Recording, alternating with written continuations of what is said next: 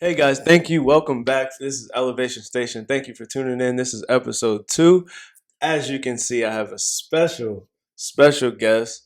And Kim, thank you. I should just say thank you first for uh, being my first guest on this episode and just being willing to open up because we keep things real on this episode. And you're down to earth, real person. And for this episode, we're going to be talking about singleness and dating.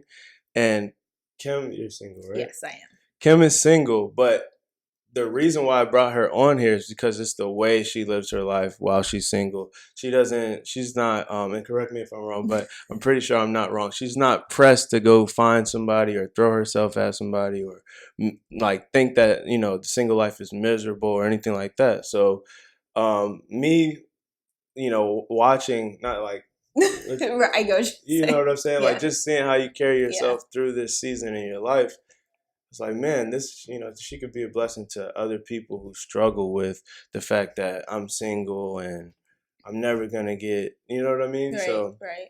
And I, thank you for having me for sure. And again, it's not, I didn't wake up and get to this place, but over time and just really growing into myself and as a person and as a woman, I see the benefits of singleness and I also see the benefits of being in a relationship. But what I never want to do is skip, rush the process and right. kind of skip steps and work on those things that I need to work on for myself before I allow someone else to come join me on this journey that I'm on. So I think that, over time, I have been able to get to a place where I am content to where I am. Do I want to be in a relationship? Absolutely. But I'm not eager to rush it if that's not what God wants from me. Like, I'm not trying to do that. And I've also seen the opposite where I have rushed certain things and saw where that got me. And I'm not trying to, I don't want to be there anymore. So I'm good with just being patient or as patient as I can be for sure. I agree with you. And even kind of piggybacking on what you just said, like you took your time, but as a society, I feel like a lot of people look at singleness in a negative way. A lot of people do. Why do you think that is? And if like they look at it as in a negative way, so I'm asking like why do you think that is? And also touch a little bit. You talked about it a little bit, but speak a little more about the positive things with being single. So I think that I can only speak for myself, of course, but I think that, people may see singleness as a negative thing, depending on where a person is in their life. Are they, wanting or yearning to share certain aspects of their life with someone? Is everyone around them in relationships and they're the single friend or always the third wheel? Right. So, and there are things that you are able to do with a partner that you may not be able to do with yourself, i.e., in a romantic aspect or whatever. Some people may be waiting for marriage, et cetera, et cetera. So you kind of need someone else right. You need a partner. But I think there are so many things that, you can achieve. Like you don't have to put your life on hold until you meet that person that you're going to spend your life with. For myself, I had a friend of mine, her mom, when I was looking for my house, when I was a few years ago, she told me, you don't want to wait for your husband, to buy your house. And I'm like, no, I mean, I can do it now. I mean, it would be nice if we could do it together, but, do I want to wait? And I recently saw her again. It's 2020. I bought my house in 2016. And Congrats. Thank you. I need that. I'm trying to get a house. Thank you. And she said, and I told her, she was like, hey, where do you live now? And I told her, and she's like, and I was like, and guess what? She was like, what? I was like, I'm still single. I was like, I don't have my husband. She's like, so imagine if I would have waited, 4 years, hoping that someone's going to marry me and buy me this house. And, I just feel like people need to continue their lives. And whoever you're supposed to be with is going to meet you on that journey to continue to propel you forward. Like you can focus on yourself more, learn your triggers and your boundaries, and get to know yourself before you meet that person that you're going to be with. Because when you don't know yourself, then you're going to compromise on things that you may not necessarily want to compromise on because you're not firm in who you are, and you're just, maybe changing the way you are just to appease that other person, as opposed to what your own views and beliefs are. So I think it's very important to learn yourself before someone else comes and kind of sways you one way or another, because you're not sure who you are, and you're so desperately wanting to be with the person that you're willing to compromise and change who you are for the sake of being with someone. And I never ever want myself or anyone else to be loyal to the person to the point where they betray themselves. I feel like that's a song lyric, I think, but it just hits home like, I'm not trying to do that. Yeah. And I don't want anyone else to do that either. I agree with you. I think it is really important to love yourself before you love somebody, or try to love somebody else. And then, like you said, think about, even if you don't know off the top and you can't commit to your goals, or you don't really know your purpose as of, at that time while you're single, those are important things to think about. Yeah. Think about what kind of, your plans, what you want to achieve, and your purpose. Because when you're with somebody, all of that kind of gets, like you said, compromised. If even in the dating phase, like it's even better for a conversation. If I know about what I want to do, and this person says, "Oh, tell me about yourself," but I don't know, and all I can say is, "Oh, I work for this company, I got this," but they don't really know where you're trying to go in life. And then once y'all get together and actually commit, and now you're bringing it up, and they might, they might not be on board with what you have. So now it's kind of like, this person doesn't accept me for who I am. You know what I mean? But so they didn't know who you were because you didn't know. You didn't take the time. You're so pressed on finding somebody. Right. And the thing is, we evolve, because the same person that I was 5 years ago is not the person that I am today. There's still pieces of me from back then, and then new pieces of me now. But I think like the core things about me, like those things have remained, and I think that it's important for you to, hold true to those things.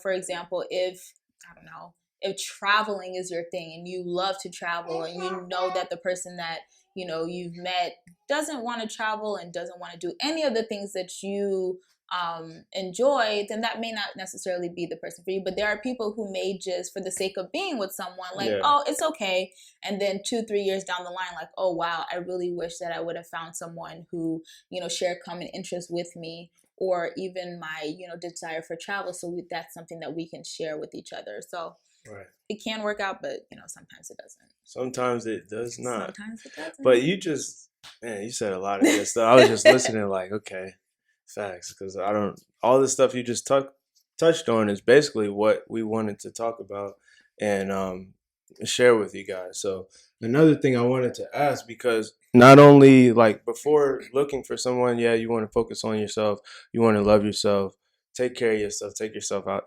out to eat, that kind of stuff. And also spend time with your friends. I think I have a buddy of mine that he's single. He's been single for a good amount of time, but he's living life. Like his relationships is all built on friendship. Right. They take trips together, they hang out. So that's another thing. Like you never just because you don't have somebody doesn't mean you're doing alone. Life alone. Right. Exactly. You got, I can't say everybody, but you can look for a friend, or you might have one best friend. Yeah. Spend some time with them, get to know them, build a stronger relationship, work on that relationship. Yeah. And through that, you never know what can happen. Yeah. But when you're really looking for somebody, I want to ask you, right? Because a lot of people use dating apps or online. I have no experience with that kind of stuff. Like, I've been in a relationship for a while. I don't have experience with that. But a lot of people use it. Right. And it works. Yep. And then it doesn't work. What's your thoughts on like online dating? I think that it's important for everyone to do what's best for them. I have friends who have been in committed relationships for a while, and they met that person online. I've heard the good, the bad, and the ugly from these stories. Me personally, I haven't used an online app. But that doesn't mean Tinder. What is it called? Tinder? There's Tinder. There's, I don't know, like a whole bunch of them. There's Tinder. There's, I can't even think of them right now, but there's so many different ones for different things that you're interested in. But I mean, that's, given how technology is working now, that's how people, you know, find each other, especially with you given their schedules and things like that. That may be more convenient for them. I personally like to meet people, you know, just out and about.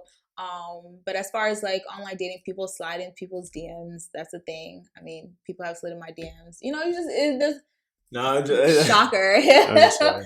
But you know, like those are like that's just how it works now. But me personally, you know, I like the human interaction aspect of it. Yeah. I like meeting people don't do that no more. I can't say that. I mean, they do, but I feel like it at times it feels like a lost art for people to be able to interact with each other because we're so focused on being, you know, behind our phones. Like we can say whatever we want behind our phones, but when we're interacting with each other, people lost the sense of building relationships. Yeah, I feel like the lost. Yeah, absolutely. And also on the dating apps, you can see like, oh, you just want to automatically find somebody that you know something about them. Yeah, and I think that society now that we're, you know, a lot of us are just focused on that instant gratification. I want this right now. Yeah. Right now. So look, he's an athlete. He's this. Right. He's this and tall. Again, and that's okay. Mm-hmm. Because again, when you meet that person, you still have to have those initial conversations with them, get to know them and things like that.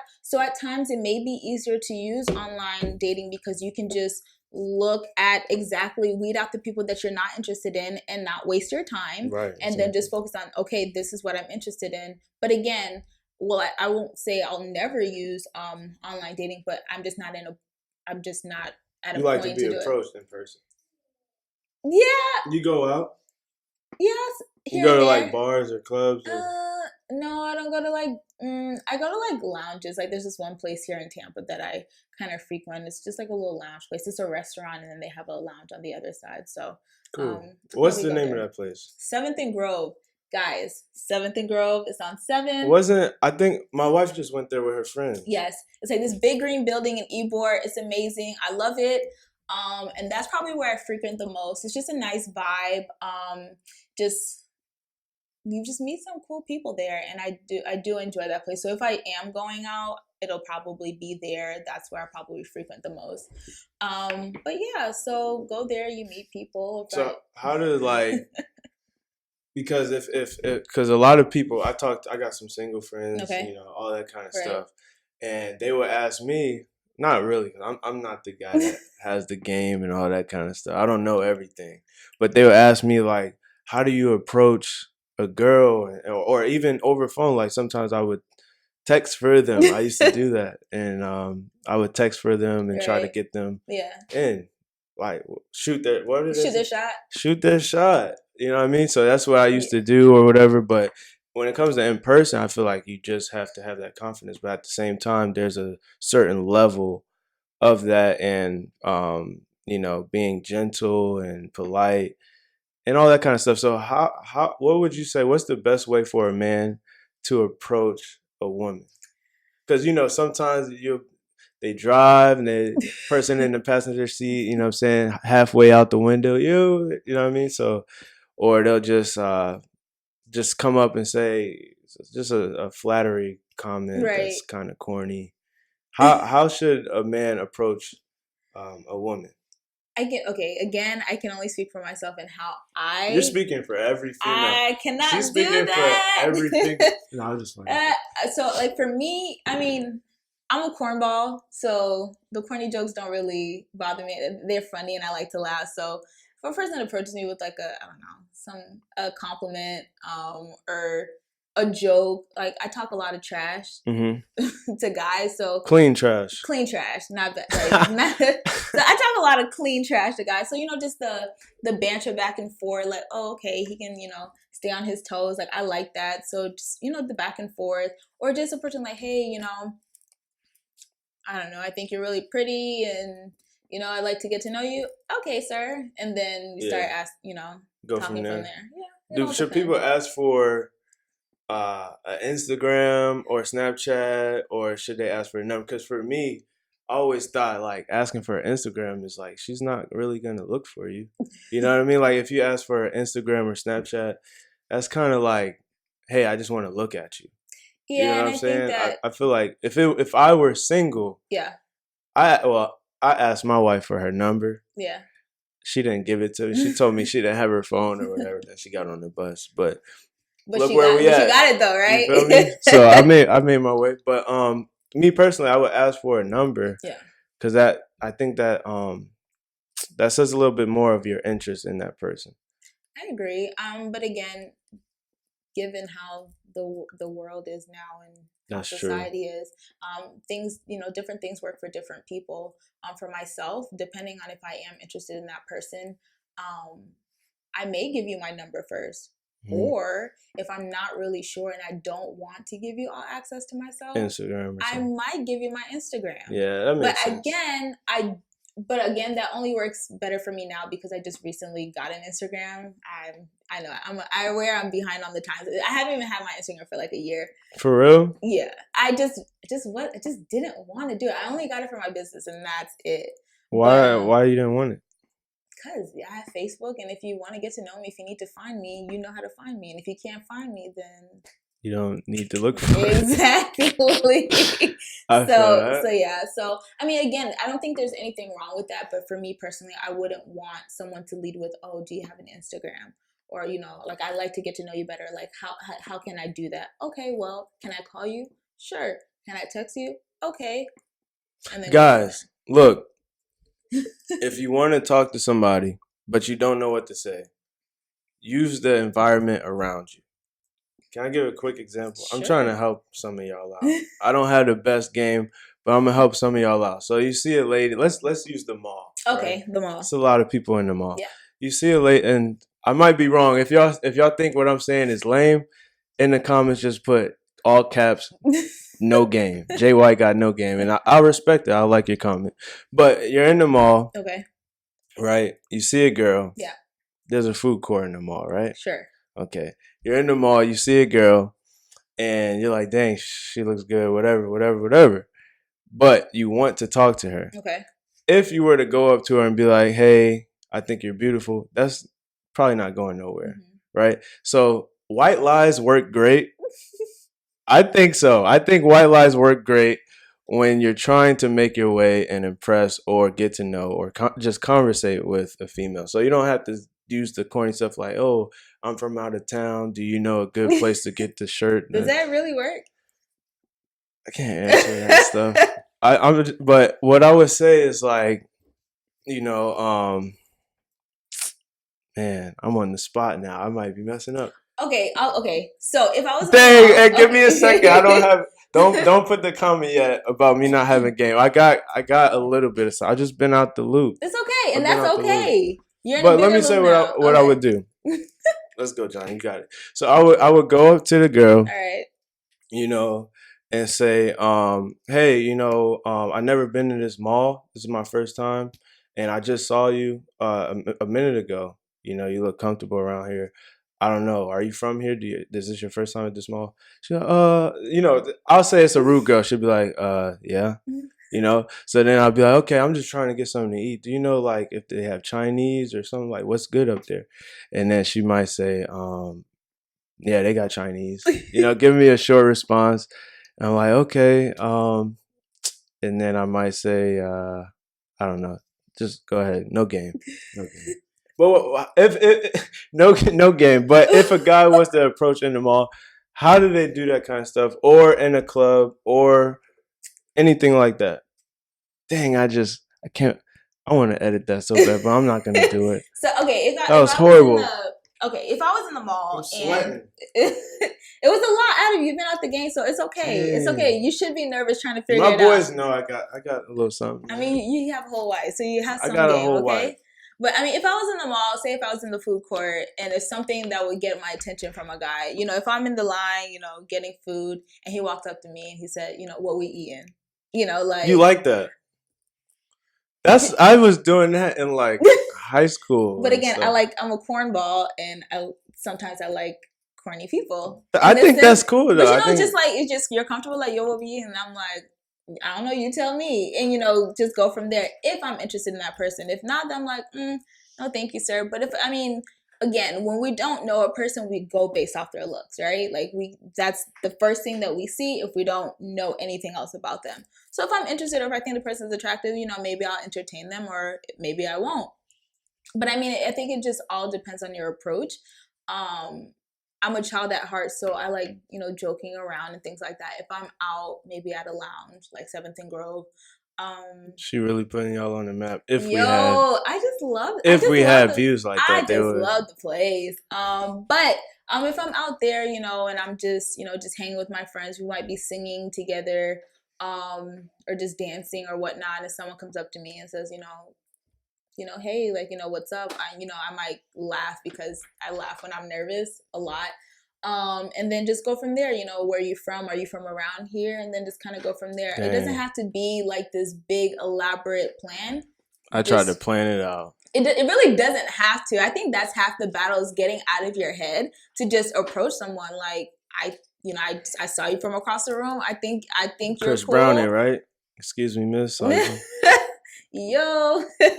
But yeah, just walking up to a person, just building the confidence is half the battle. Once you've gotten there, then Can't believe I just did that. I'll get over it.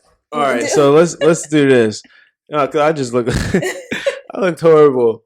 That's okay. Anyways, listen to her advice. Don't listen to my advice. But again, I'm still single, so how much can you really listen to me? So yeah. You can't. No, listen to her, man. So let's do this because we're a good 20 minutes in. I wanted to get a little bit more personal. Okay. We talked a little bit about being single. Mm-hmm. We talked a little bit about how to approach somebody. Yeah. Let's go into dating. All right. Right? But before we get into that, okay, tell the people, what's the worst, if you've had one, what's the worst dating experience that you've had? Ooh, all right. The worst dating experience that I've ever had. No pressure. No name dropping. No names. No 6ix9ine. We'll protect the well, we don't really need to protect them, but for my sake, we'll just leave their names out of there. So I met this guy, cool. I'll describe him as like geek chic. Just a cool guy. We vibed as soon as I met him at a networking event. Oh, okay, this guy is cool. I was going on a trip, and he was actually from the place where I was going, so he gave me like a list of places to go to. Mm-hmm. So then after that, we exchanged numbers, and then when I got back from my trip, we went on our first date. It was like a fairy tale. Like, I was just like, oh, okay, like, yes. So we ended up, we were talking, dating, and probably saw each other every day, every other day. And then things just kind of shifted like out of nowhere. I'm like, what's going on? So yeah, like when your intuition's like something isn't right, my spirit was just off. I'm like, I don't know what it is, but something isn't right. And I kind of mentioned to him like, yo, like things are off. He's like, no, everything's good, just work is busy, blah blah blah. What he was doing, he was like ignoring you or something? He wasn't fulfilling his commitments. Like, hey, we're supposed to go somewhere, then you cancel last minute or you don't show up, things like that. So I'm like, this is not the person I've been dating. So like, what happened? I notice behaviors and I notice patterns, and when you deviate from those patterns, something is wrong. Or I'm going to ask you what's wrong so you can say, hey, nothing, I'm just off day or whatever. Yeah. So fast forward a few months later, Thanksgiving, I just really felt like something was off, but I did not want to ruin my Thanksgiving. So I waited till Black Friday, just laying in the bed. I was like, all right, I'm going to just put my FBI hat on and start searching like I never searched before. And this man had a whole fiance. He had a whole fiance. Yeah, Johnny. Yeah, that was my phase. He had a whole fiance and Jit got married while we were dating. For real? I'm dead serious. Yeah, I don't know. So he had a whole wife? A whole wife, Johnny. That's... Yeah, I was shook. I didn't even know I was beside myself. I really could not even fathom, like, how is this even happening? Like, how did this happen to me? You said you met him? I met him at a networking event. So he's from out of town? No, he lived in Tampa, but I was going to Chicago and he was from Chicago. So in our conversation, he was like, yo, like, here are some places where you can go in Chicago or whatnot. A nut. Yeah, that was a dud. Wow. Yeah. That's crazy. Yeah, so, yeah, guys. Ask those questions, and that was one of the many. We won't let you. Well, I won't say many, but how many like poor dating experiences did you have? That one takes the cake. I think that has. I don't ever want anything to be worse than that. I don't know how worse you can get from that. Yeah, that's horrible. That's horrible. I only see that like online or. Yeah, and that's what I thought. I was like, "Is this a joke? Like, this has to be." I was Did you get those? You know the what do they call it? It's like TV. It's a TV show. The cheaters. Yeah, cheaters, and they got you some. would have thought cheaters van would have popped out, or the cameras were like, this is a joke," but no, it's from my real life, and it was not good at all. But that's probably the worst dating experience I've ever had. Yeah. Well, going into that, talking about dating, how and let me just say this: how do you determine like if you should commit, right, to the person you're talking to, or even entertain, what like continue to entertain? Because I feel like everything could be going good, or everything like things could be kind of like you said, like, what's going on? It's not right. It's kind of irritating me or whatever's going on. What do you have to pay attention to, or how do you like factor in the, you know what I mean? Like, how do you entertain that or decide, hey, I'll just continue to stick with this person? I think communication is key in a lot of ways. If you're having those hard conversations and trying to see if this person is your person, so to speak, I think that asking like what are your goals, like where do you see yourself in the next 5 years, like even if they don't necessarily have a plan mapped out from A to Z, what does that look like? And to see like, oh, are you seeing other people in addition to me? Right. Like are we exclusively dating, like you and I, no one else, no wife, no fiance, no one else? I think that. So these are like important things to know in the first couple dates. I mean, it depends on what you're looking for. If you're for a person who's not looking for anything, heavy, they may be okay with, the guy that they're seeing other people, because they may not necessarily want a commitment, right then and there. But again, let's say everything's good, right? Okay. And we're about, what's the average now? Of dating? Maybe like 4 to 6 months, of 3 dating. To 6 months. I feel like everything's rushed. That is another thing. Yeah. I feel like things are rushed, and so like, let's say 3 to 6 months of dating. Is that when you start thinking, should I really take this serious, or should I commit? When you say seriously and commit, like committed, like i.e. like he's my boyfriend, I'm his girlfriend? Because again, he's my boyfriend, I'm his girlfriend, and this might be like, I think I love him. I think I love him type commit. Okay. Ooh. Does that even take 3 to 6 months? It's all about the person. Honestly, it's all about the person, but I feel like we're so risk averse. Like nobody wants to get hurt anymore. So I don't think a lot of people are allowing themselves to even get to the point where they could potentially get hurt. So I think that that's something too, like the vulnerability that is needed to be in a relationship, I think is lacking these days, because nobody wants to get hurt. Getting hurt sucks. Yeah. But that's part of the process. Yeah. The person that you're with isn't always going to make you happy. They're probably going to hurt your feelings sometimes, but at the end of the day, you're still choosing to be with that person despite these things because of their imperfections, right? But I think that there are times where we do rush into things because we're, again, so desperately wanting to be in a relationship that we find ourselves in situations where we're with people that we may not necessarily be with, had we just given the time to get to know that person, ask those hard questions, and really see like, can I really see myself with this guy? Can I really see myself with this girl?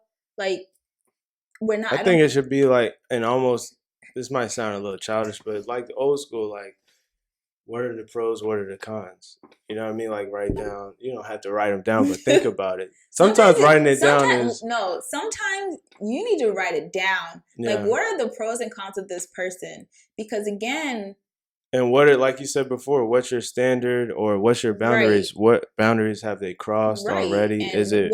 how do they react when you do communicate those things? Or how does this person react when you communicate their needs? Do they attempt to meet them? Or do they say that they're going to meet them and then they don't? Because that's manipulation. Don't tell me you're going to do something just to shut me up, and then you don't do it. And then you do the same thing that I've already asked you not to do, especially after I've communicated how it makes me feel.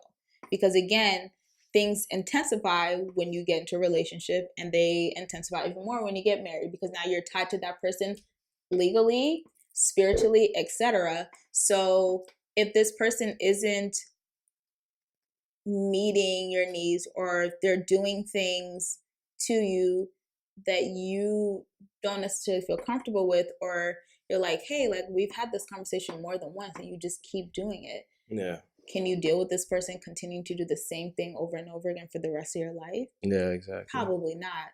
But again, because we rush things, we do adult things, and then adult things happen, and then now we're tied into whatever else. Do we have kids together now? You know, like if we just take our time, accidents happen, sure, whatever. But if I feel like if we take our time to really get to know a person, ask those questions that need to be asked that are important to you, I feel like we would find ourselves in some better situations relationally, as far as who we decide that we're gonna give our time to and spend our time and with. Even with those kind of conversations, that might not end up together, right? But you could find another friend. You Absolutely. know what I mean? So, but when we rush things, we skip the friend part, so we don't have that to revert back to when things don't go well. Because just like you meet a guy, everything is great, but you guys didn't take the time to be a friend, and then when things go south, ghost, you're put on ice because you guys were never friends to begin with, so you don't have that to go back to. You guys don't have a foundation. I'm just drop the bomb. I'm just saying, facts. You know. So it's just like we really have. There's no rush.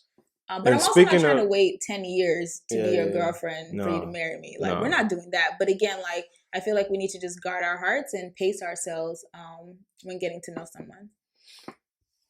Pace. And talking about rushing things. Yeah. I got a question. Yes. I asked a lot of questions.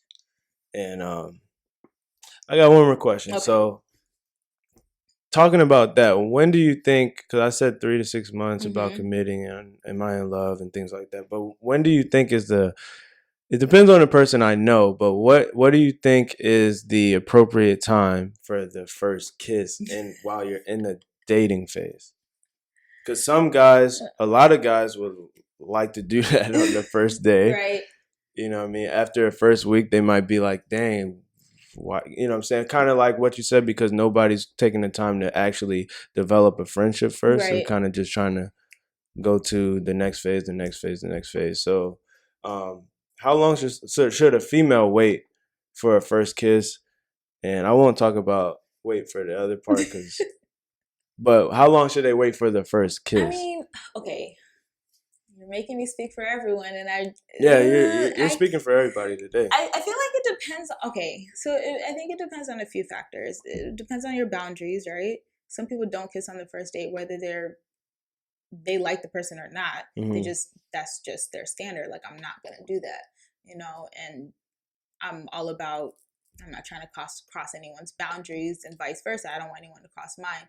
But you know, there are certain people I have in the past. It's been a long time since I've been on a date. Maybe like 2 years, but whatever. Hey guys, no, don't, don't. No, but again, like, there are people that I may have kissed on the first date, and there are people who I've dated for like a few months, and then it's just like, okay, it just felt right. Because again, when we go back to it, there really isn't a rush. Because if we're jumping into kissing and blah, blah, blah, we've crossed that friend boundary. So now if things don't work out, the water's kind of muddled. Like, how do we go back from there? Mm-hmm. So I think it depends. There are times where I meet a person the first night, I'm just like, yo, like, I feel like I've known this person forever. Yeah. But because I know that, I'm like, nope, things can go really quickly, you know, and I don't want that. So I have to, like, nope, reel it back, yeah. To kind of pace myself. And also to kind of say, like, hey, like, you know, I'm digging you, but I just want to just kind of take things slow. Like, there's no rush. If we both feel that we like each other, then I'm not going anywhere. And I mean, I hope you aren't either. So then, you know, there really isn't a rush for those things. But, you know, some people kiss on the first date. Some people I would say watch out for the guys that try to kiss on the first date or that first, like, week. Because I'm a guy, right? So right. I kind of know the intentions. Mm-hmm. It's not that they're really just trying to have a one night stand or just trying to take it to the next level and sleep with you and things like that. But when you do give them the kiss, then the next thought process is where we're going from there. Yeah. So you kind of, and then they start looking forward to more physical action. Right. So I would tell y'all to kind of avoid that, but it's up to y'all.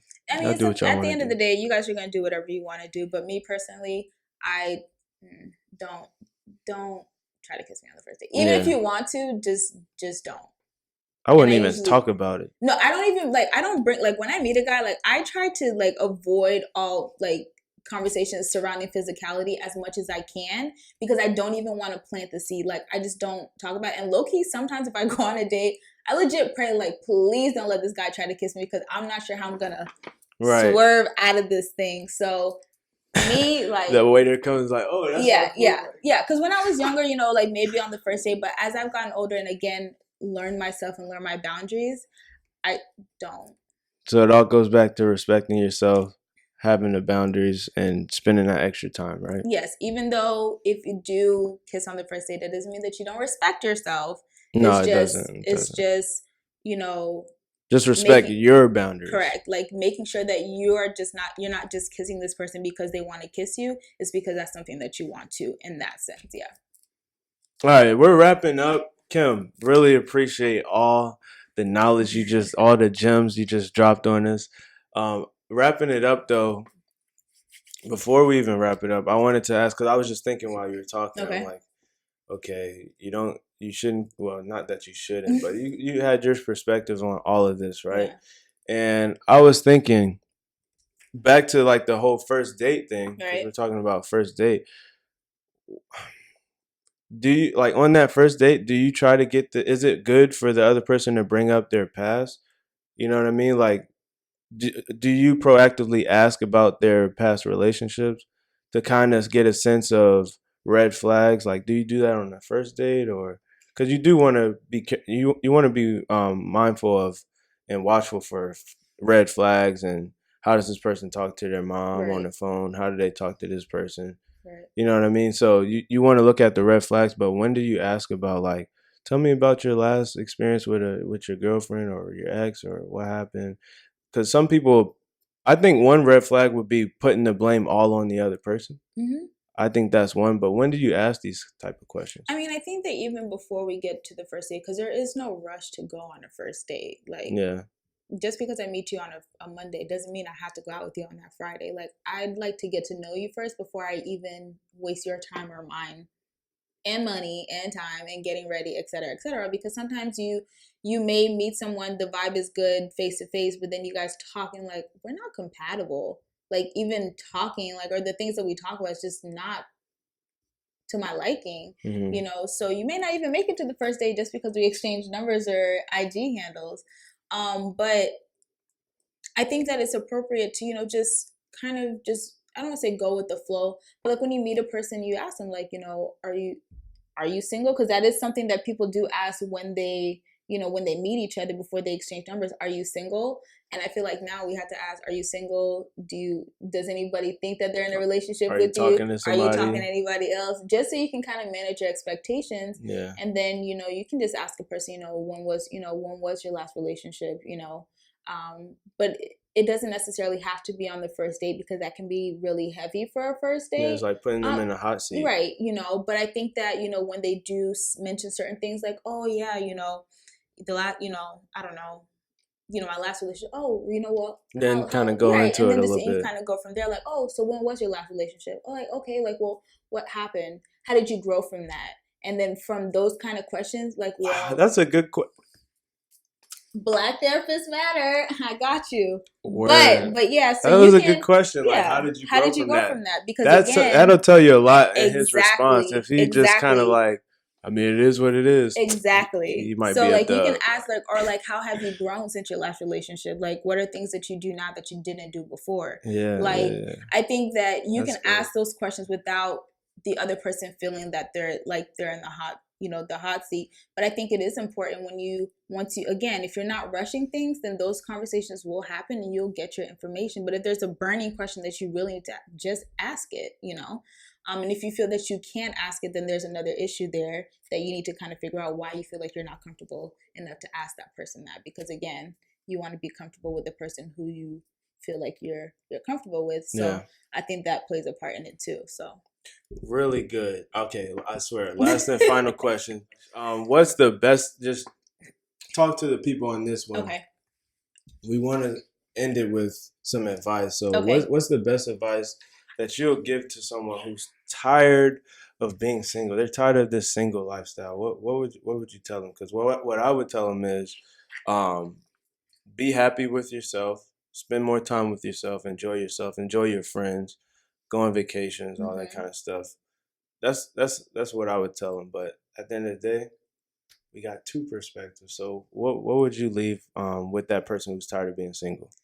I mean, I think it's just a matter of how you look at it. If you're looking at all the negative aspects, again, perspective of being single, then you're not going to be happy, you know. But I think that if you shift your perspective or see all the things that you can accomplish by yourself, because again, being single doesn't mean that you're not wife material. You're just not someone's wife yet. And I feel like you should be working on yourself to be a better person. Or husband. Thank you, Johnny. Or husband. This is the time for you to grow as much as you can, and you're going to continue to grow when you're in a relationship, because you're not someone's husband or wife when you get married. You should be that husband or that wife before you meet that person, because that's what they want. That's what they want to see in their mates. So it's just, how can you continue to grow? Because again, singleness can be hard sometimes when you, I don't know. I'm just trying to think of some things that like watching Netflix by yourself. But I like to be by myself sometimes, so that's not a problem, because But maybe for someone else. But your singleness in the sense of not having a partner, but you have friends, you have family that you can, you know, share your time with. And I know that is different, but I think that, you know, shifting your perspective, or maybe there is something that, you know, being by yourself, that may be something that happened prior to you even being at the age of dating. Maybe you need to see a therapist to see what is it that makes being single so hard for you. Shameless plug. But again, there's so many different things, because there are times where I felt like, man, like I'm tired of being single. Yeah. But then I found myself in these horrible situations where I'm just like, oh, if this is it, I don't want it. So I'm like, I'm good with being single. But I just think that it's important to be content and comfortable with being by yourself, while being open to meeting new people. Once you're comfortable with yourself, you will definitely be able to kind of attract those things and have the ability to weed out those people that you know that aren't for you. So spend that time with yourself, get to know yourself for sure. It's a time for self-discovery and self-reflection. Yeah, prepare yourself until that time comes. I couldn't have said it better. Kim, thank you so much. Thank you. Again. Thank you. We'll have to do this another time Yeah, for sure. for sure. That's episode 2, guys. Thank you for elevating with your host, Jay White.